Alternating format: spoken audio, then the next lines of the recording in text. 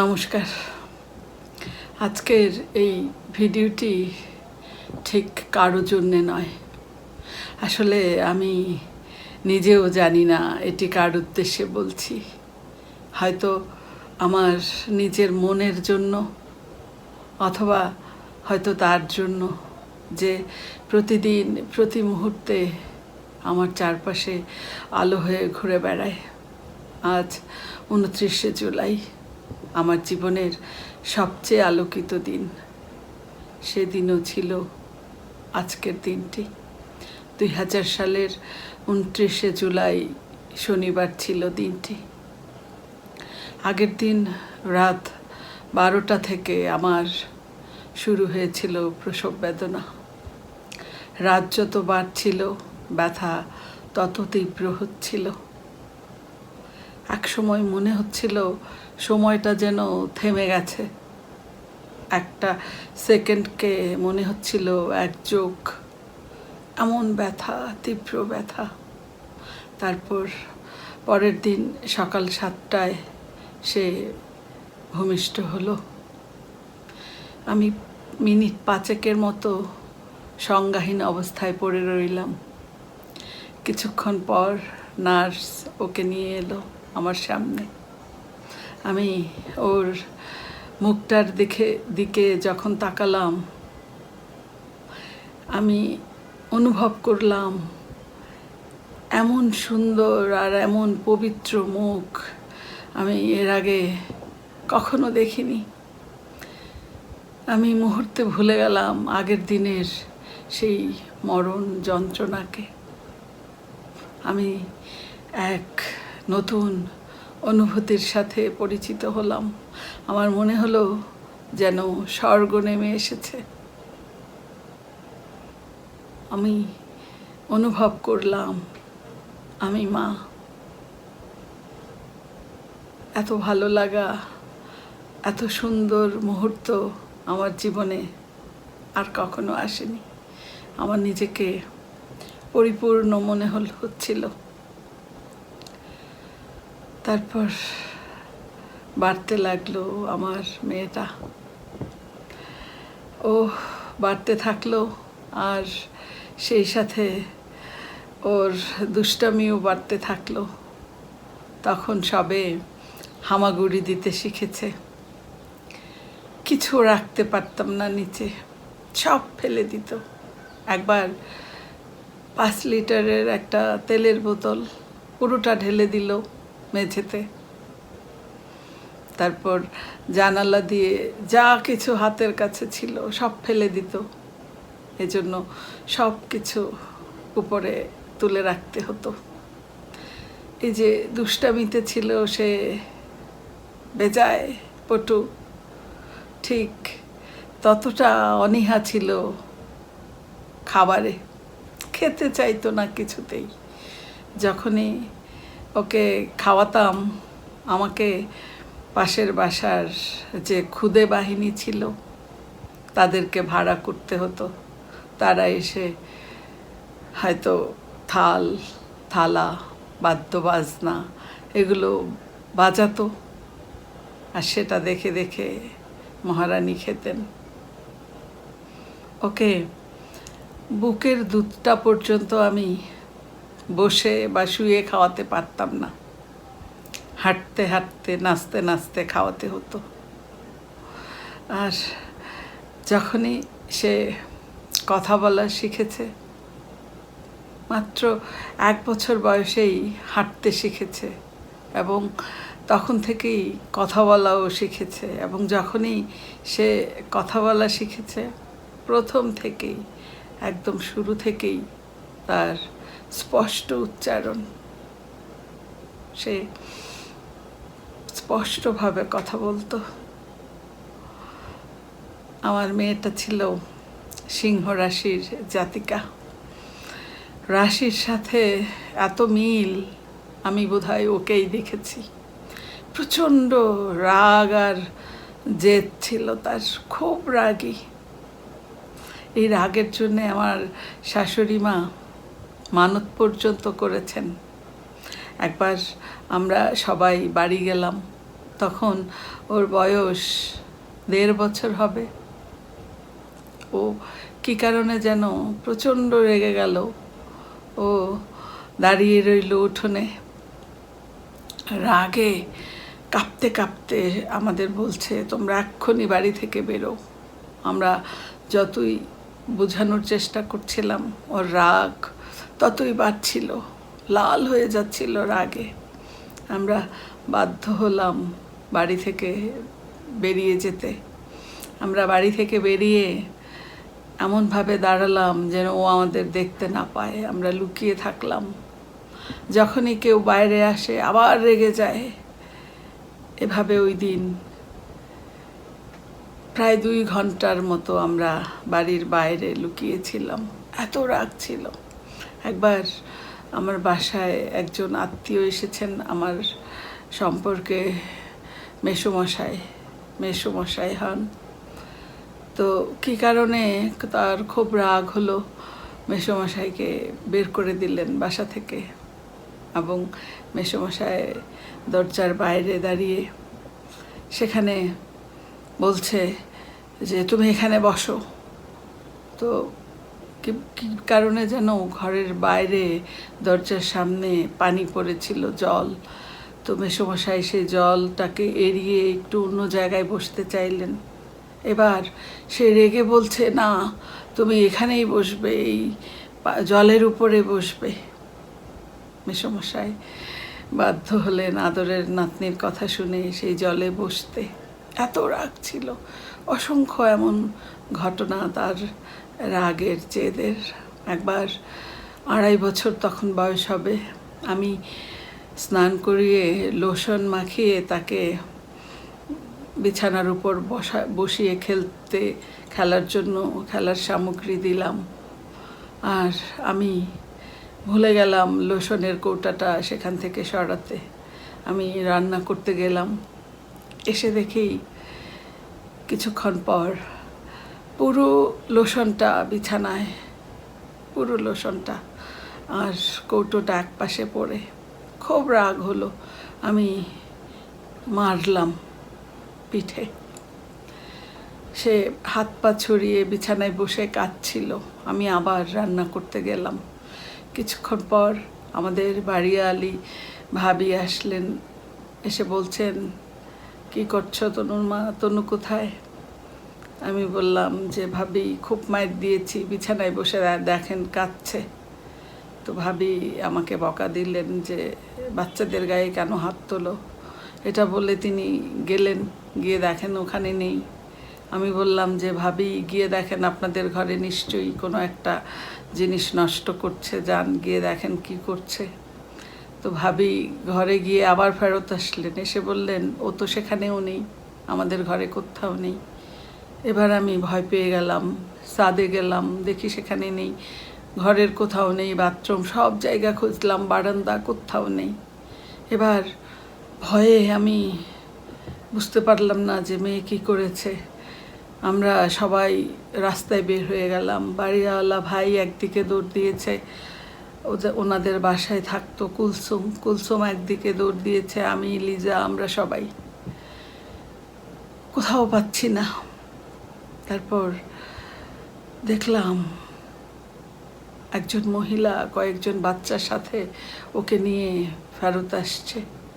পরে যেটা জানতে পারলাম যে ও একেবারে মেইন রোডের ওখানে চলে গিয়েছিল। তো মহিলা গায়ে সোনার চেইন এবং ভালো কাপড় পরা দেখে বুঝলেন যে ভালো ফ্যামিলির মেয়ে, উনি নিয়ে আসছেন। ওর বাবা সবসময় চাইতো যে ওর গলায় সোনার চেইন থাকবে। এই সোনার চেইন সেদিন যে বিপদের কারণ হয়নি, এটি বড় বিষয়। তো সেই মহিলা নিয়ে আসছে ওকে। এসে ওখানেই এক দোকানদার ইব্রাহিম ভাইকে জিজ্ঞেস করলেন যে দেখেন তো ওই মেয়েটাকে চিনেন কিনা। ইব্রাহিম ভাই তো দেখেই চিনলেন, বললেন যে এটা দাদার মেয়ে। তো ওনার বর্ণনা মতো সেই মহিলা ওকে নিয়ে আসছিলেন, আমরাও যাচ্ছি। তারপর পেলাম মহিলাকে কৃতজ্ঞ চিত্তে ধন্যবাদ জানিয়ে ওকে নিয়ে বাসায় এলাম। বাসায় এসে আমি জানতে চাইলাম যে মা তুমি এরকম একা একা কোথায় যাচ্ছিলে? সে আমাকে বলল, আমি আমার ঠাকুমার কাছে যাচ্ছিলাম। ঠাকুমার কাছে কিভাবে যাবা? তুমি ঠাকুমার বাড়ি তো চিনো না। ও আমাকে বলল, কেন? আমি স্টেশন রোড থেকে টেম্পুতে করে যেতাম। এই 2.5 বছর বয়সে সে একা একা আমার সাথে রাগ করে চলে যাচ্ছিল ঠাকুমার কাছে। আমি যখনই এই মুহূর্তটা আমার মনে পড়তো, আমার শরীর কাঁপতে থাকতো। পরে সারাদিন আমি আর অন্য কিচ্ছু করতে পারিনি, ওকে বুকে জড়িয়ে ধরে আমার দিনটা কাটলো। একদিন জেদ ধরলো মচমচ খাবে। আমি চানাচুর এনে দিলাম, রেগে গেল। বিস্কিট দিলাম, রেগে গেল। অনেক কিছু এনে এনে দিলাম, কিছুতেই ওর আর মনোপুত হচ্ছে না, খালি বলছে মচমচ মচমচ। আমি ভেবেই পাচ্ছিলাম না কি সেটা। তারপর একটু চিন্তা করলাম, এই মচমচটাকে একটু ঘুরিয়ে ভাবলাম। আমার মনে পড়ে গেল, আরে এ তো চমচম। আমি ওর দিকে তাকিয়ে বললাম, চমচম। এবার ওর মুখে হাসি। ফ্রিজে ছিল চমচম, দিলাম, খেলো আনন্দ নিয়ে। তার খুব প্রিয় ছিল চমচম। আমি বোকা, ধরতে আমার এত দেরি হয়েছে। বিকেল হলেই ওর হাত ধরে আমি ঘুরতে বেরোতাম, কারণ ঘরে থাকলেই খেলতে হতো, সারাক্ষণ খেলতে হতো। হয়তো বালিশের ওয়ারে সমস্ত সাজুগুজুর জিনিস বা অন্যান্য জিনিস নিয়ে সে দোকানদার কাস্টমার খেলতো, আমাকে কাস্টমার হতে হতো। যদি কখনো বা একটু আমার মনোযোগে ভাটা পড়তো, আবার নতুন করে শুরু করতে হতো। একেবারে বিরক্ত হয়ে যেতাম খেলতে খেলতে। এরকম তার সারাক্ষণ তার একটা এন্টারটেইনমেন্ট লাগবে। সে ছোটবেলা থেকেই সাজতে খুব ভালোবাসতো। লিপস্টিক দিতে আয়না লাগতো না, আয়না ছাড়াই সুন্দর করে লিপস্টিক দিত। তো এরকম আমি সবসময় এই সাজুগুজুর জিনিস, লিপস্টিক লুকিয়ে রাখতাম, কারণ ওর হাতে পড়ে গেলে আর রক্ষে ছিল না। একদিন ওর ছোট কাকার বন্ধু দম্পতি বাসায় বেড়াতে এলো। তো আমরা আসার পর সেই আন্টির ব্যাগ নিয়ে এসে খেলছিল। আমি বকা দিলাম যে তুমি আন্টির ব্যাগ ধরো না, ওটা রেখে দাও। এবার সেই আন্টি আহ্লাদি হয়ে বলছে, না না বৌদি, বকা দিবেন না, খেলুক না, ও ছোটো মানুষ, খেলুক। তো এরকম সারাদিন ওরা বেড়ালো। যখন সন্ধে ওরা চলে যাবে, মেয়ে কান্নাকাটি শুরু করেছে, যেতে দিবে না। আমি বললাম যে মা আবার আসবে, আঙ্কেল আন্টির তো কাজ আছে, একটু যাক, আবার আসবে। এবার ঝোলা থেকে বেড়াল বেরিয়ে আসলো। মেয়ে বলছে, ঠিক আছে, তাহলে আন্টিকে বলো ব্যাগটা দিয়ে যেতে। সবাই হো হো করে হেসে উঠল। ও লজ্জা পেয়ে চলে গেল ঘরের ভেতরে। এরকম অনেক ঘটনা। একবার সেই ছোটবেলা থেকেই তার আরেকটা বিশেষ গুণ ছিল, সে যে কোনো গানের সাথে নিজে নিজেই নাচতো। নাচে তার খুব আগ্রহ ছিল। একবার তার তখন বয়স হবে 3 বছর, এরকমই হবে 3 বছর। তো আমি একটা স্কুলে তখন সবে জয়েন করেছি। একটা সাংস্কৃতিক প্রতিযোগিতা হচ্ছিল। আমিনুল স্যার ওকে মঞ্চে উঠিয়ে দিল, আর আমার মেয়ে নাচতে শুরু করলো। সামনে বসে থাকা অতিথিগণ এবং যারা দর্শক সারিতে ছিলেন সবাই বলছে, আরে অত ছোট মেয়ে পড়ে যাবে তো, ওকে নামিয়ে নিয়ে এসো, পড়ে যাবে। মেয়েটা 5 মিনিট নাচ শেষ করে তারপর নামলো। সকল দর্শক মুগ্ধ হয়ে তুমুল করতালি দিতে থাকলো। এরকম নাচের প্রতি তার সেই ছোটবেলা থেকেই আগ্রহ। একবার আমাদের স্কুলেই ভেন্যু ছিল এক সাংস্কৃতিক প্রতিযোগিতার। সাংস্কৃতিক প্রতিযোগিতাটা ছিল সম্ভবত শহীদ জিয়া স্মৃতি প্রতিযোগিতা। তো সেই প্রতিযোগিতার ভেন্যু ছিল আমাদের স্কুল। ম্যাডামরা ওকে ঢুকিয়ে দিয়েছে প্রতিযোগিতায় অংশ নেওয়ার জন্য, আমি জানতামও না। তো সেই প্রতিযোগিতায় অংশ নিয়ে অনেক প্রতিযোগী ছিল, সবার মধ্য থেকে ও সাধারণ নৃত্যে তৃতীয় হলো।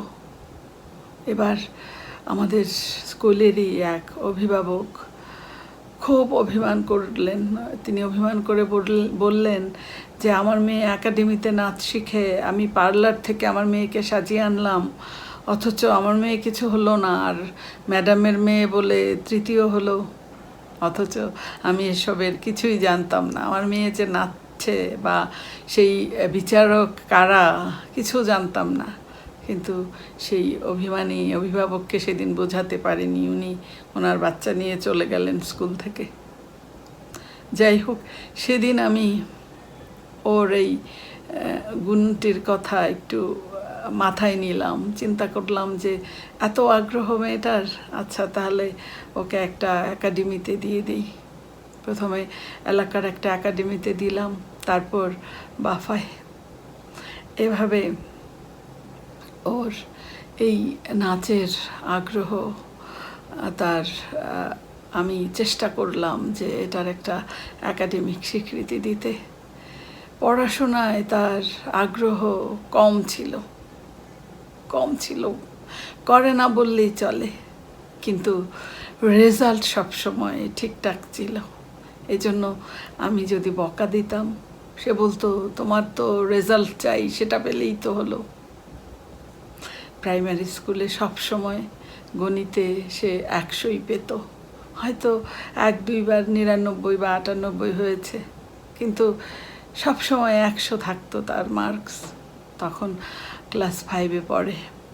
ওর দাদু মানে আমার বাবা, আমাদের এলাকায় একটা সাংস্কৃতিক প্রতিযোগিতা হয় প্রতি বছর, পহেলা বৈশাখী শিশু কিশোর সংগঠন কর্তৃক আয়োজিত সাংস্কৃতিক প্রতিযোগিতা।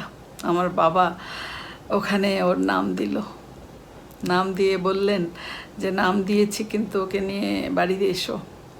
যাই হোক, তো আমরা বাড়ি গেলাম। সে প্রতিযোগিতায় অংশ নিল। অনেক প্রতিযোগী ছিল সেদিন। এত প্রতিযোগী দেখে আমার একটু টেনশন হচ্ছিল। যাই হোক, ও মঞ্চে উঠলো নাচার জন্য। আমি নাচ শেষ হতে যখন আমি ভিডিও করছিলাম, নাচ শেষ হওয়ার পর আমি বন্ধ করার জন্য যখনই বাটনে টিপ দেব, তখন খেয়াল করলাম যে উত্তেজনায় টেনশনে আমি আসলে রেকর্ড বাটনে চাপ দিতেই ভুলে গিয়েছিলাম। রাগে মাথার চুল ছিঁড়ার মতো অবস্থা। তো মেয়ে নেমে হাসছে, বলল যে এমনই করবা তুমি। তারপর কি করলাম, এখন এই নাচটা আমি রেকর্ড করতে পারিনি, কি করা যায়। তো আবার ওই বৈশাখী শিশু কিশোর যে প্রতিযোগিতা শেষ হয়ে যেত সন্ধ্যার আগে, তারপর সন্ধ্যার পরে হতো সাংস্কৃতিক সন্ধ্যা, উন্মুক্ত সাংস্কৃতিক সন্ধ্যা। এবার ওর নাচটা ভিডিও করার জন্য সেই সাংস্কৃতিক সন্ধ্যায় নাম দিলাম। মেয়ে মঞ্চে উঠছে আর আমাকে বলছে এবারে রেকর্ড বাটনে চাপ দিতে কিন্তু ভুলো না। যাই হোক, মেয়েটা সেই একই নাচ আবার সন্ধ্যায় নাচলো। সেখানে আমাদের এলাকার চেয়ারম্যান মহোদয় উপস্থিত ছিলেন, আরও অনেক গণ্যমান্য ব্যক্তিবর্গ ছিলেন। সবাই ওর নাচে মুগ্ধ হয়ে তুমুল করতালি দিল এবং তাকে প্রচুর টাকা পুরস্কারও দিল। আমিও রেকর্ড করলাম। সবাই খুব প্রশংসা করছিল ওর নাচের, এবং বিশেষভাবে উল্লেখ্য যে আমার মেয়ে সেবারে ওই নৃত্য প্রতিযোগিতায় প্রথম হয়েছিল। দাদু খুব খুশি, কারণ দাদুর নাম লেখানো সার্থক হয়েছে। যে কিছুদিন পর মেয়ে প্রাথমিক শিক্ষা সমাপনী পরীক্ষা দিল। এবং সেখানে সে A+ পেল। এবারে দাদু আরও মহা খুশি, নাতনির উপর ওনার ভরসা আরও বেড়ে গেল। তারপর হাই স্কুলে প্রথম 6ষ্ঠ শ্রেণীতে সে নাচের প্রতিযোগিতায় নাম দিল। সেখানে সে প্রতিযোগিতায় এত ছাত্রছাত্রীর মধ্যে প্রথম হলো এবং এরপর থেকে প্রতি বছর এই পুরস্কার তার নির্ধারিত ছিল। সে থানা পর্যায়ে গিয়ে 3টি শাখায় নাচে প্রথম হলো, জেলা পর্যায়ে গিয়ে 2টি শাখায় প্রথম হলো, 1টি শাখায় দ্বিতীয় হলো। এরকম তার অনেক এক্সট্রা কারিকুলার সার্টিফিকেট, তবুও তার আরও লাগবে। কয়েকদিন পর JSC পরীক্ষা। সারা বছর সে যাই করুক, পড়াশোনা করুক আর না করুক, কিন্তু যখন পরীক্ষা আসে তখন তার চেহারা একদম পাল্টে যায়। একবার আমার মাসি ছিলেন বাসায়, বড় মাসি দেখে গেছেন কীরকম সিংহের মতো হয়ে যায় তখন। তার আশেপাশে কেউ যেতে পারে না। টিভি অন করব তো দূরের কথা, ড্রয়িং রুমে বসে একটু সাউন্ড করে কথাও বলতে পারি না, এরকম। তো আমরা সব সময় পরীক্ষা চলাকালীন সময়ে খুব সাবধানে ওর আশেপাশে শব্দ করতাম বা কথা বলতাম। যাই হোক, মেয়েটা JSC পরীক্ষায় অংশ নিল। প্রত্যেকটা পরীক্ষা দিয়ে বের হয়। আমি জিজ্ঞেস করি, মা কেমন হয়েছে তোমার পরীক্ষা? সে বলে মোটামুটি। এই মোটামুটি শুনে আমার মাথায় টেনশন ঢুকে যায়। তো এরম করতে করতে পরীক্ষা শেষ করলো। পরীক্ষা শেষে রেজাল্ট বেরোলো A+। দেখি যে ওর মুখ ততটা উজ্জ্বল না A+ শোনার পরও, সে তবুও টেনশন করছে। দুপুর 2টায় যখন জানলাম গোল্ডেন, এবার সে উচ্ছ্বসিত হয়ে বলছে সবাইকে মিষ্টি খাওয়াও। সে পুরো বাড়ির সবাইকে এবং আশেপাশে মিষ্টি বিলোলো এবং ওর দাদুকে ফোন করে বলল যে মিষ্টিতে হবে না, তোমাকে খাসি খাওয়াতে হবে সবাইকে। দাদু মহা খুশি। দাদু বললেন যে হ্যাঁ অবশ্যই, তুই বাড়ি আয়, খাসি খাওয়াবো। ওর বাবা খুশি হয়ে ওর জন্যে মোবাইল কিনে আনলো। আমি একটু রাগ করলাম যে মোবাইল কেন দিয়েছ এত কম বয়সে, কিন্তু বাবা খুশিতে দিয়ে ফেললো। তো যাই হোক, এভাবে সে 9ম শ্রেণীতে উঠে বিজ্ঞান বিভাগে ভর্তি হলো। তখন সে 10ম শ্রেণীতে পড়ে।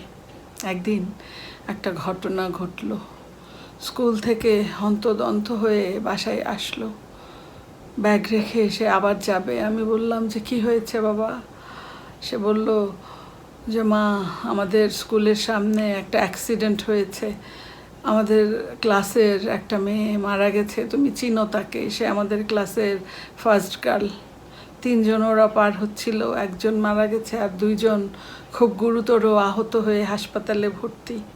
আমি বললাম যে তুমি কোথায় যাচ্ছ মা? সে বলল মা, আমরা আন্দোলন করব, আমরা রাস্তায় নামবো। আমি বললাম যে রাস্তায় নামবে মানে তুমি যেও না। বললো যে মা তুমি ভয় পেও না, আমি একা না, আমরা সবাই আছি, আমরা সব ছাত্রছাত্রী, আমরা এখন রাস্তায় আমরা আন্দোলন করব। তো সে এরকম ব্যাগ রেখে বেরিয়ে গেল। কয়েকদিন চললো এরকম আন্দোলন। তারপর একদিন হন্তদন্ত হয়ে বাসায় আসলো। আমি বললাম আন্দোলন শেষ? সে বলল মা এই দেখো, বলে আমাকে একটা ডায়েরি দেখালো। সেখানে দেখলাম MP মহোদয় সহ আরও অনেক গণ্যমান্য ব্যক্তিদের স্বাক্ষর, বিভিন্ন অঙ্গীকার সহ স্বাক্ষর। আমি বললাম এ দিয়ে কি হবে মা? সে বলল মা, এটা ওনারা আমাদেরকে অঙ্গীকার করে গেছেন যে এখানে একটা ফুটওভার ব্রিজ করবেন। তো একটা প্রামাণ্য দলিল তো থাকলো, এটাই অর্জন। তারপর সবচেয়ে বড় আর আনন্দের যে বিষয়, আমরা যে মেয়েটি মারা গেছে শুনেছিলাম সে বেঁচে আছে। সে তখন অ্যাপোলো হাসপাতালে মৃত্যুশয্যায়, তার কোমরের উপর দিয়ে যে গাড়ির চাকা চলে গেছে সেজন্যে তার অবস্থা খুব খারাপ, সে লাইফ সাপোর্টে। মেয়ে বলল, মা আমরা টাকা তুলছি ওর জন্যে, প্রচুর খরচ হচ্ছে ওর।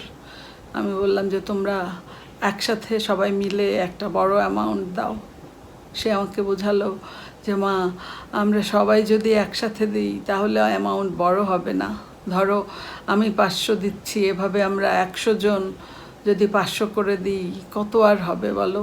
5 লাখ হবে।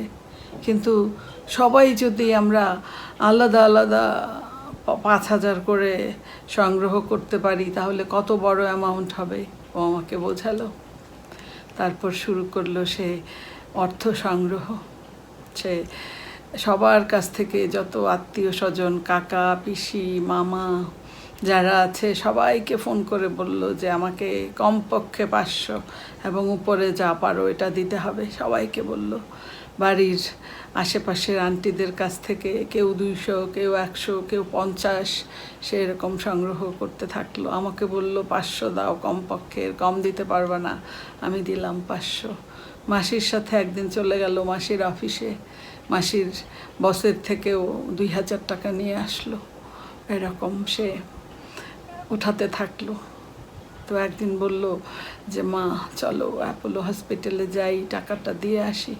আমি ভাবলাম কতবার হবে, হয়তো 5 বা 7 হাজার সংগ্রহ করেছে। আমি জিজ্ঞেস করলাম কত করতে পেরেছ? সে বলল মা 25,000 জোগাড় করেছি। পরে জেনেছি একটা ভালো অ্যামাউন্ট ওর মামাও দিয়েছিল। যাই হোক, আমার মেয়েটার নেতৃত্বের যে দক্ষতা সেটা সেদিন আমি দেখেছিলাম। তো গেলাম আমরা অ্যাপোলো হসপিটালে, দিয়ে আসলাম, দেখে আসলাম ওর ফ্রেন্ডকে। তারপর এসএসসি পরীক্ষা সামনে, সকলের আশীর্বাদ নিয়ে সে এসএসসি পরীক্ষা দিল, খুব ভালো করলো, গোল্ডেন A+ পেল এবং সরকারি স্কলারশিপও পেল। এবারে ভর্তির পালা। সে তার খুব ইচ্ছা ছিল সে আদমজিতে ভর্তি হবে, আর আমার ইচ্ছা ছিল আমি রাজুকে ভর্তি করব। এটার একটা কারণও অবশ্য আছে। যখন ও 6ষ্ঠ শ্রেণীতে পড়ে আমি রাজুকে ভর্তি পরীক্ষা ওকে দিয়ে ভর্তি পরীক্ষায় অংশ নিয়েছিলাম। তো তখন মেয়েটা টিকেনি। আমার মনে তখন থেকে একটা আফসোস ছিল। আমি কোচিংও করিয়েছি রাজুকের এক স্যারের কাছে। সেই স্যার ভর্তি পরীক্ষার ফলাফল যেদিন বের হলো আমাকে বলল যে তনু তো খুব ভালো স্টুডেন্ট, আমি চিন্তা করেছি যে ওর অবশ্যই হবে। আপনি জানেন ও পেয়েছে 71, কিন্তু আমাদের নিয়েছে 72 থেকে। সেদিন থেকে আমার রাজুকে পড়বে একটা ইচ্ছা ছিল। তো যাই হোক, আমি মেয়েকে বললাম ফার্স্ট চয়েস তুমি রাজুক দাও।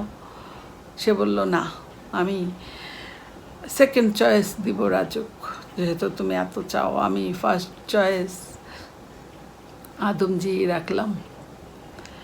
তারপর ভর্তি পরীক্ষার রেজাল্ট আসলো রাজুক। আমি হাসলাম বিজয়ের হাসি। মেয়ে বলল ঠিক আছে, তোমার ইচ্ছাই পূর্ণ হোক। ভর্তি হলো সে রাজুকে। তারপর রাজুকে একে একে ট্যালেন্ট হান্ট, তারপর 21শে টেলিভিশনের সেই নূপুরের ছন্দে, এরকম NTV সম্ভবত, হ্যাঁ দুঃখিত, ATN সম্ভবত, নূপুরের ছন্দে সেখানে সে অংশ নিল। এরকম অনেক অর্জন তার, অনেক অর্জন। আমার মেয়েটা যে যা করতো, যেটা করতো, যে আমরা যখন কোনো সমস্যায় পড়তাম ওকে বললে ওর কাছে যেন সব কিছুর সমাধান আছে। আমার মেয়েটা এত এত বিশেষ বিশেষ গুণে ওর মধ্যে এই গুণগুলো ছিল। আমার কখনো কখনো মনে হতো যে এই মেয়েটা আমার মেয়ে। ও যখন আমার গর্ভে ছিল, আমি সৃষ্টিকর্তাকে কখনো বলিনি যে আমাকে একটা ছেলে দাও বা মেয়ে দাও। আমি সব সময় সৃষ্টিকর্তাকে বলতাম, হে প্রভু, আমার গর্ভে তুমি এমন সন্তান দাও, লোকে যেন আমাকে রত্নগর্ভা বলে। মা, আজ আমি বলছি, তুমি সত্যিই রত্ন। তোমাকে মেয়ে হিসেবে পেয়ে আজ আমি সত্যি গর্বিত। আমি ধন্য, কারণ আমি তোমার মা। আমি যতদিন বাঁচব ততদিন তুমিও থাকবে দৃশ্যমান হয়ে, কারণ তুমি তো মা আমার অংশ। আমি থাকা মানে তুমি থাকা, কারণ তুমি আর আমি তো আলাদা নই। তুমি আর আমি এক। আজ তোমার জন্মদিন। তুমি সব সময় চাইতে এই দিনটা স্পেশাল হোক, পালন হোক আড়ম্বরে।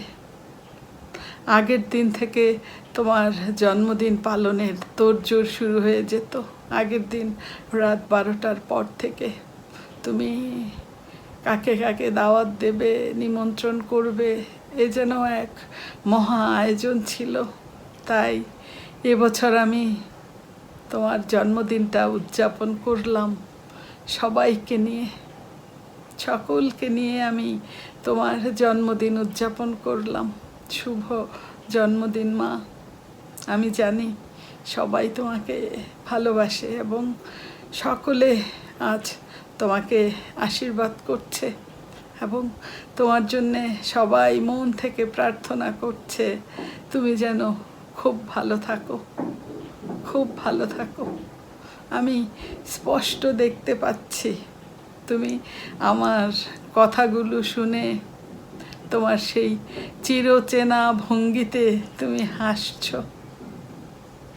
এভাবেই তোমার হাসি মুখটা, তোমার এই হাসি মুখটা 1000 বছর বেঁচে থাকুক সকলের অন্তরে।